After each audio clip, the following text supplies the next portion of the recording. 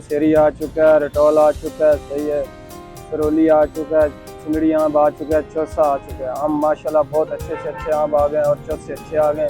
चिंगड़ी माशाल्लाह बहुत प्यारी आ रही है, दुशहरी बहुत अच्छी आ रही है। सिंध से भी आ रहा है और रहीम यार खां का और पंजाब से शुरू हो गया। पंजाब सुबह का भी जो है ना आम आना शुरू हो गया।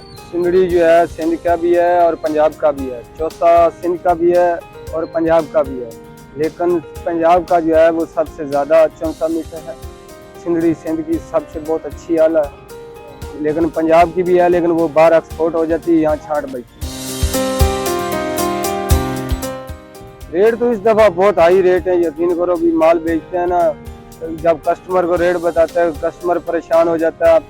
जब हमारा माल नहीं बिकता हम मजबूर हो गए, नुकसान से जो है ना फिर बेचना पड़ जाता है। 1 नंबर का जो माल होता है वो दूर से नज़र आ जाता है, वो पाउडर वाला माल होता है और अच्छा माल होता है। जैसे ये मेरे पास लगा हुआ है, ये अच्छी क्वालिटी का माल लगा हुआ है, अव्वल नंबर का।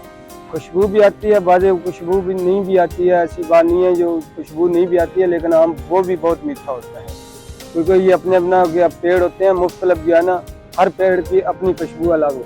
इसका 300 रुपये किलो अव्वल नंबर माल है, 300 रुपये किलो चल रहा है। 300 चिंगड़ी इंशाल्लाह चलेगा, तकरीबन महीना डेढ़ और चलेगा। चौसे का इस वक्त जो प्राइस चल रही है 350-400 रुपये। अच्छे वाला चौसा जो है ना 400 रुपये किलो, ये इसकी प्राइस है। इन्हीं इतना कच्चा भी नहीं होगा, उसको जो है ना दरमियाने पन में देंगे, मीडियम, ये ना तैयार होगा ना ज़्यादा कड़क होगा। वहाँ जब पहुँचे KPK में या कहीं भी पहुँचे, लेकिन ऐसा हो प्रोटोकॉल में जाते अगला काटे और खाए, अगला बोले वाकई माल है, माल पे धमाल होती है।